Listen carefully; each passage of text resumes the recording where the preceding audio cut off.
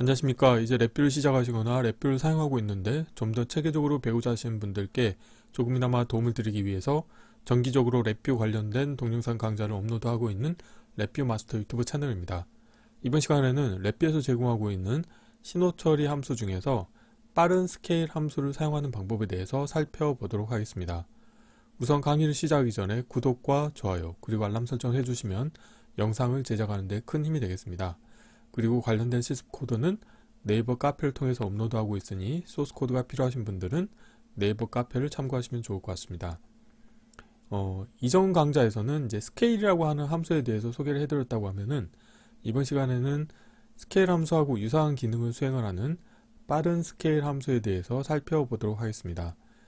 자, 랩비에서는 실제 기능을 구현하기 위한 워크스페이스로 이제 블록 다이어그램이라고 하는 걸 제공하고 있는데요.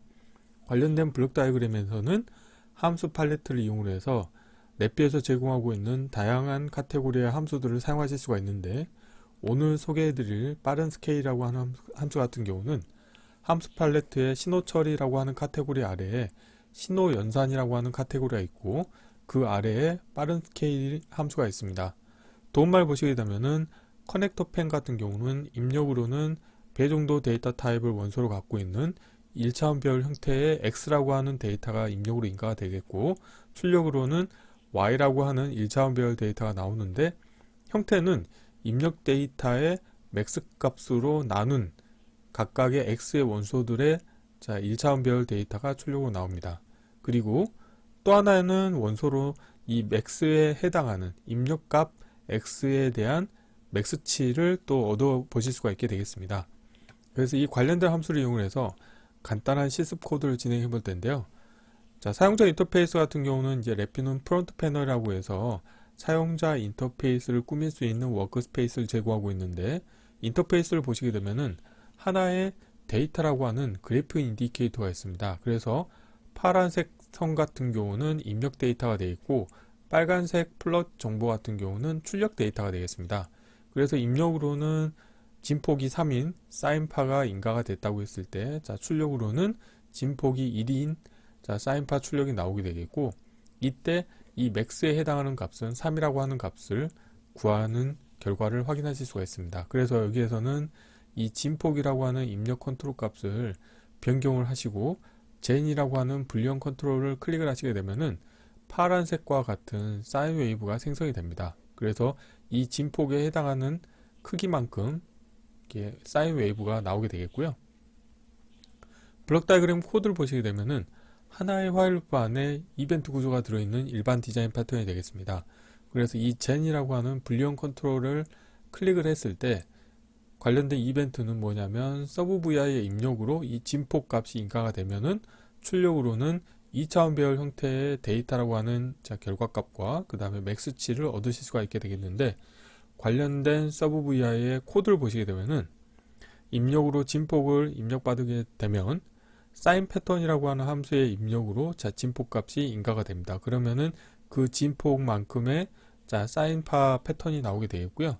그 데이터를 빠른 스케일 입력으로 인가를 해주시게 되면은 출력으로는 스케일된 데이터가 나오는데, 입력과 출력 데이터를 배열 만들기 함수를 이용해서 2차원 배열로 만드신 다음에 데이터라고 하는 2차원 배열 인디케이터에 투영을 해주는 코드가 되겠습니다.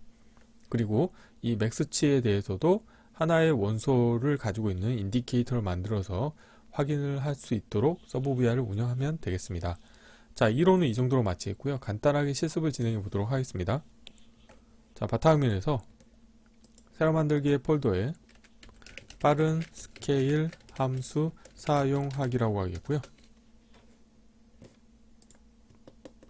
자, 경로를 복사하신 다음에 랩뷰에서 새 VI에서 컨트롤 S를 누르신 다음에 경로를 붙여 넣으시겠고요. 테스트할 VI 이름도 동일하게 하겠습니다. 윈도우 탐색기에서 이렇게 만든 VI를 하나 복사를 하겠고요. 복사한 VI 이름을 서브 generate scale 데이터라고 하겠습니다. 우선 서브 VI를 먼저 구현해 보도록 하겠습니다.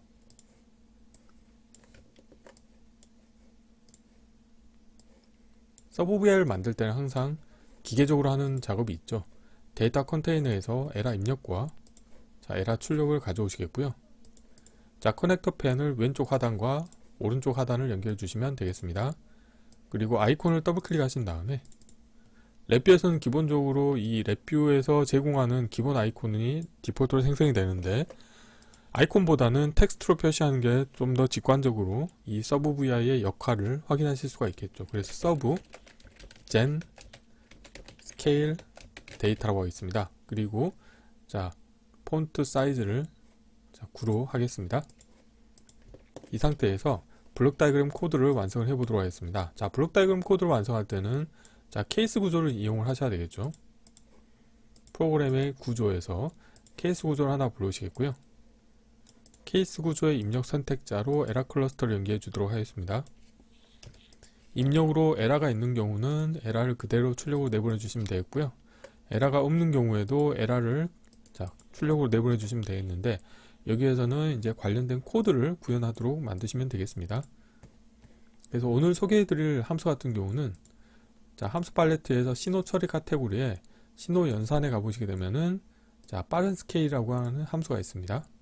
이 관련된 함수를 불러오시겠고요. 그리고 빠른 스케일 함수의 입력으로는 이제 사인파 패턴을 인가해 주기 위해서 신호 생성에 가보시게 되면은 사인 패턴이라고 하는 함수가 있습니다. 사인 패턴 불러오시겠고요. 주석으로 사인 패턴이라고 함수를 이름을 표시해 주겠고요. 입력으로 진폭에 대해서 컨트롤 하나 만들도록 하겠습니다. 영어로 되어 있는 거를 한글로 진폭이라고 하겠고요. 이렇게 나온 사인파를 빠른 스케일 함수의 입력으로 인가를 해주도록 하겠습니다. 주석으로 빠른 스케일이라고 표시를 하겠고요. 이렇게 하시게 되면은 출력으로는 스케일된 데이터를 얻으실 수가 있게 되겠는데, 입력 데이터와 출력 데이터를 비교하기 위해서 배열에서 배열 만들기 함수를 이용해서 두 개의 데이터를 동시에 출력으로 얻어보도록 하겠습니다. 배열 만들기 함수의 입력으로 입력 데이터를 인가해 주도록 하겠고요. 출력으로는 빠른 스케일의 출력 데이터를 연결해 주도록 하겠고요. 출력에서 인디케이터를 하나 만들겠습니다. 그래서 데이터라고 하겠습니다. 그리고 빠른 스케일에서는 기본적으로 이 맥스 값, 입력 데이터 1차원 배열 데이터의 맥스 값을 얻으실 수가 있는데요. 인디케이터를 하나 만들도록 하겠습니다. 이렇게 하시게 되면은 블록 다이그램 코드가 다 완성이 됐고요. 코드 사이즈를 최적화하도록 하겠습니다. 프론트 패널에서 입력으로는 진폭인데요. 여기에서 사용자 인터페이스에 대해서도 꾸미실 수가 있게 되는데, 저 같은 경우는 이제 실버 타입을 좋아합니다. 그래서 대체해서 실버에서 숫자형에서 숫자형 컨트롤로 바꿔주시겠고요. 자리 맞춤은 가운데로 하겠습니다. 커넥터 펜은 왼쪽 상단으로 하겠고요. 맥스에 대해서도 대체해서 실버에서 숫자형 인디케이터로 바꿔주도록 하겠습니다. 자리 맞춤은 가운데로 하겠고요. 그리고 이 데이터에 대해서는 2차원 배열 인디케이터인데요. 마우스 오른쪽 클릭하신 다음에 대체해서 실버에서 그래프에서 웨이브폼 그래프로 바꿔주도록 하겠습니다. 그래서 다음과 같이 배치를 하도록 하겠고요. 그리고 두 개의 데이터를 표현하기 위해서 플롯을 두 개를 표시하도록 하겠습니다. 그래서 커넥터 펜은 우측 상단과 그 아래쪽에 맥스치를 표시하도록 하겠습니다. 그래서 커넥터 펜을 연결하실 때는 보통 프론트 패널에 있는 사용자 인터페이스하고 동일한 구조로 가져가시는 게 직관적으로 운영하기가 편하실 겁니다. 이렇게 하시게 되면 서브 VI가 완성이 됐고요. 한번 동작을 확인해 보도록 하겠습니다. 진폭을 2로 하고 실행을 해 보시게 되면은 두 개의 데이터를 얻으실 수가 있게 되겠습니다. 파란색이 입력 데이터가 되어 있고, 빨간색이 이제 스케일된 데이터가 되겠습니다. 그래서 맥스치가 2이기 때문에 2로 나눈 결과값을 빨간색으로 표시하고 있는 것을 확인하실 수가 있게 되겠고요. 그러면은 메인 VI에서 한 번만 수행되지 않고 반복해서 테스트할 수 있도록 화일 루프 안에 이벤트 구조를 사용하고 있는 일반 디자인 패턴으로 운영을 해 보도록 하겠습니다. 블록 다이그램에서 우선 서브 VR을 하나 가져오도록 하겠습니다. 서브 VR을 가져오는 방법은 자 마우스로 드래그를 하셔도 되고 마우스 오른쪽 클릭하신 다음에 VI 선택을 통해서 가져오셔도 됩니다. 자 우선 자 화일 루프를 하나 만들도록 하겠고요. 자 화일 루프의 정지 조건에서 자 컨트롤 하나 만들도록 하겠습니다. 자 와이어를 지우시겠고요. 다음으로는 자 이벤트 구조를 하나 만들도록 하겠고요. 자 테두리 누르신 다음에 이벤트 케이스를 추가하셔서 정지 버튼의 값이 변경이 됐을 때 이벤트를 처리하도록 하겠습니다. 새 값을 선택하신 다음에 새 값을 화일 루프의 정지 조건으로 연결시켜 주시면 되겠습니다. 자 그리고 연결되지 않는 입력 터미널에 대해서 값을 연결해 주시면 되겠고요. 자 정지 버튼에 대해서는 입력 컨트롤을 넣어 주시면 되겠고, 자 그리고 자 프론트 패널에서 자, 라벨은 일단 보이지 않도록 하겠고요. 자 불리언에서 빈 버튼을 하나 가져오도록 하겠습니다. 지금 하려고 하는 거는 이 프론트 패널을 꾸미고 있는 거죠. 그래서 빈 버튼에 대해서 마우스 오른쪽 클릭하신 다음에 프로퍼티에서 라벨은 보이지 않게 하겠고요.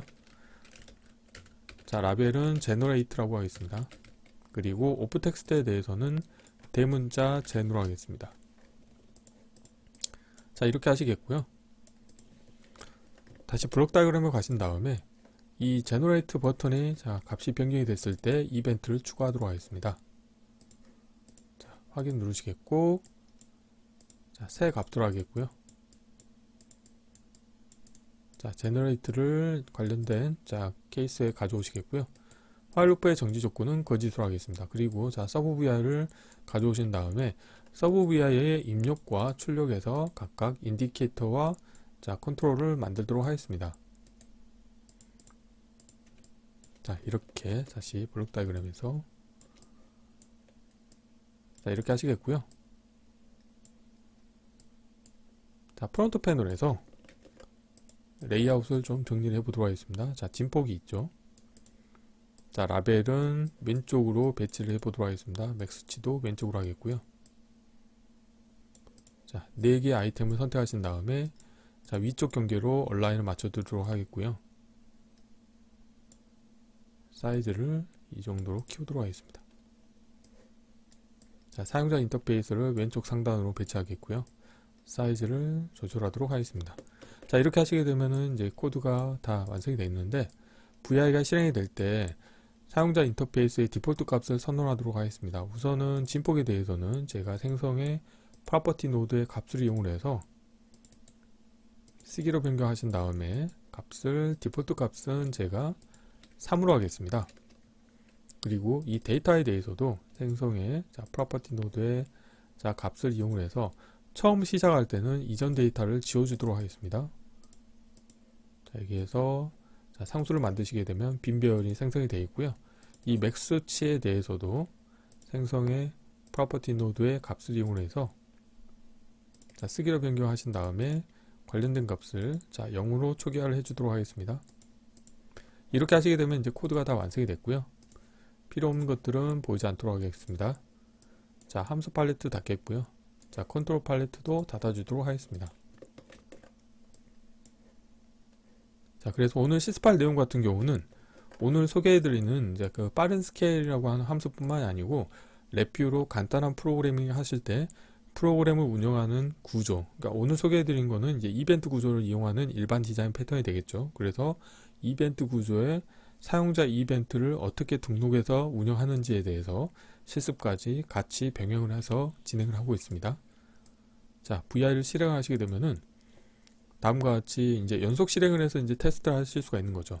현재는 지금 이벤트가 발생을 하고 있지 않기 때문에 데이터가 표시를 하고 있지 않는데 젠 버튼을 클릭하시게 되면은 다음과 같이 자, 진폭이 3인 입력 데이터가 생성이 됐고 출력으로는 빠른 스케일 함수의 출력 결과 값은 진폭을 1로 만들기 때문에 결국 맥스치 3으로 나눠서 나눈 값을 다음과 같이 빨간색으로 표시하고 있습니다.